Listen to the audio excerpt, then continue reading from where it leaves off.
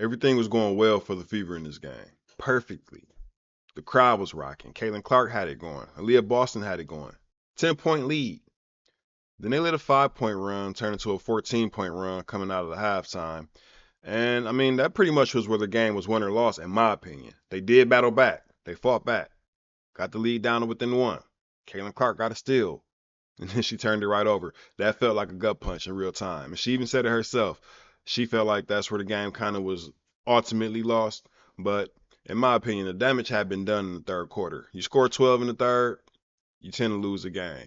I mean, the fourth quarter, they actually won 26 to 25. But overall, it wasn't enough. And they took the L. Let's talk about it. All right, first of all, free throws. I've talked about that all season long. Both Caitlin Clark and the rest of the team getting free throws and also not giving the other team free throws, especially their best player. Whenever we let the Kai Coppers and the Jewel Lloyds and then the Fisher Colliers get 10 free throws off, we're pretty much, asking for a difficult game right there. And we seem to do that a lot. Also, turnovers. Caitlin Clark has 7. That's the big number.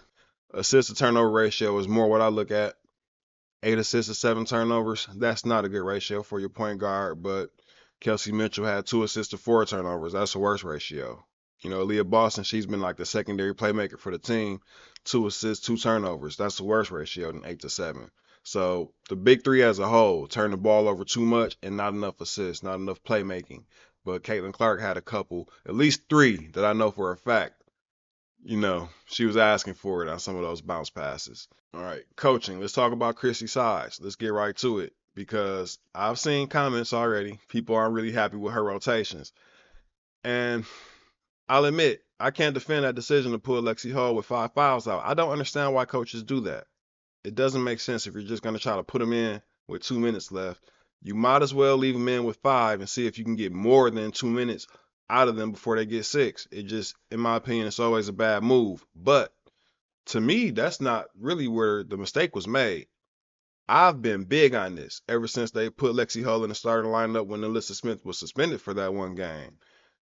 I don't like Lexi Hull in the starting lineup. Her play and her production says that she should be in the starting lineup, but I've always called her fourth quarter Lex this season. Fourth quarter, not first quarter Lex. She's our closer. So if you guys are familiar with the Golden State Warriors and their first championship run, Andre Iguodala, what did he do? He was an all-star, came over from Philadelphia. Could have easily been a starter. His play dictated that he should have been a starter, but he came off of the bench, and they had that death lineup, or the Hampton Five, whatever you want to call it, even before Kevin Durant came over. He was a closer. Everybody knew he was a closer. He was a game changer. I would say that that's the role that Lexi Hull is best in on this team, as a closer and as a game changer. Leaving her in as a starter, it exposed her to too much foul trouble. She wasn't available to be the closer that we've known her to be. And then also, there's no punch coming off of the bench once Lexi Hull is in the starting lineup. Now, I'm not saying that Katie Lou Samuelson should be the starter.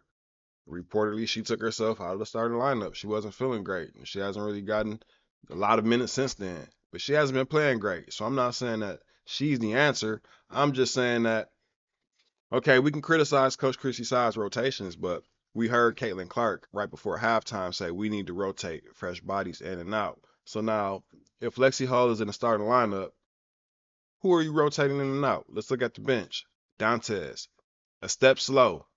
A step slow, you guys. I thought coming back from the break, Damaris Dantes would be in shape. Not the case. She still looks like she did when she first came back. I was giving her grace at first, but this looks like it's going to be a little bit longer of a process than I thought. You can fake it on offense.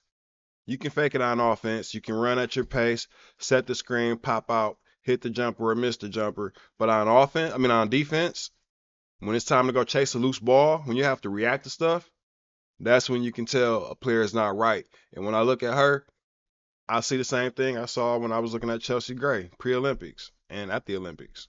But she's not right. Kayla Lou Samuelson, she's not giving us anything. Timmy, she wasn't good in this game. She's been good every other game, whether she made or missed layups. She was productive in other ways. In this game, Timmy wasn't good.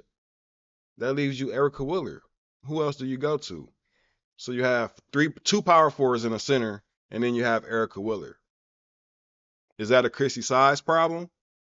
Did Christie Sides do this? This is why I didn't really criticize Christie Sides during the break, and why I made a video about Lynn Dunn, because look, Celeste Taylor just played 22 minutes. Before that, 33 minutes, and before that, 22 minutes. In this last game, she had 6 points, 6 assists, 2 steals, 50% from the three-point line.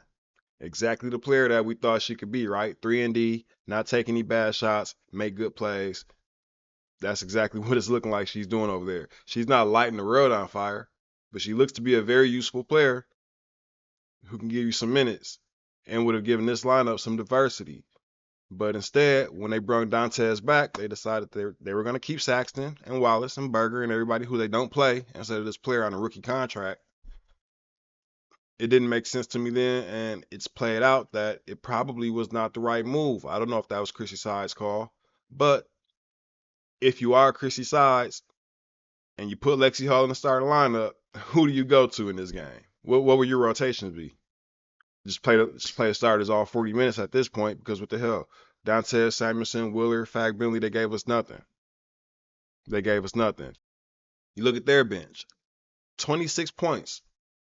Minnesota's bench outscored the Indiana Fever bench 26-10. And so, yeah, Caitlin Clark played 36 minutes, Mitchell 38, Boston 34.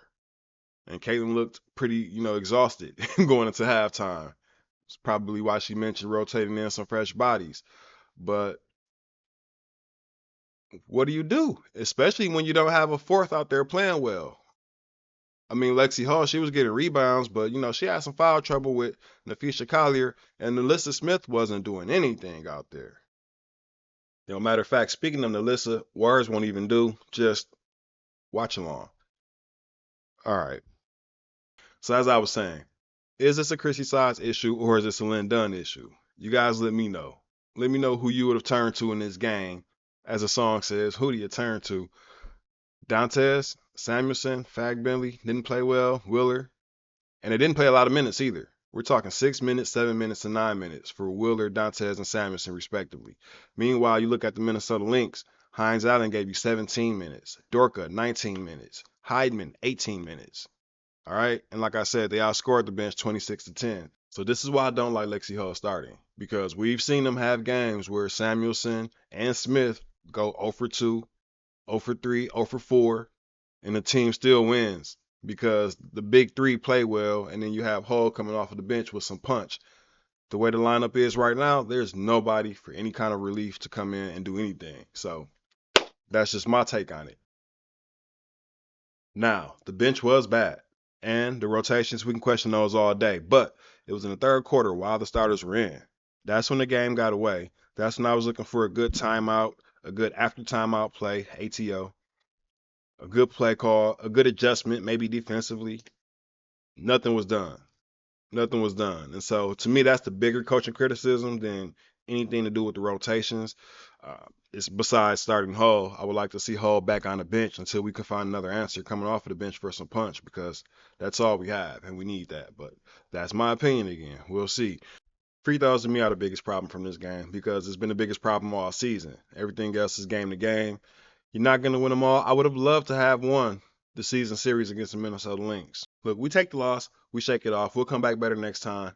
This is why I like to get a little sleep before I come back with my post game, because, boy, last night I was not sounding like this. Promise you that. But here I am with a little perspective. Good night's rest. See you guys in the next video. Until then, hope you all have a good day. Peace.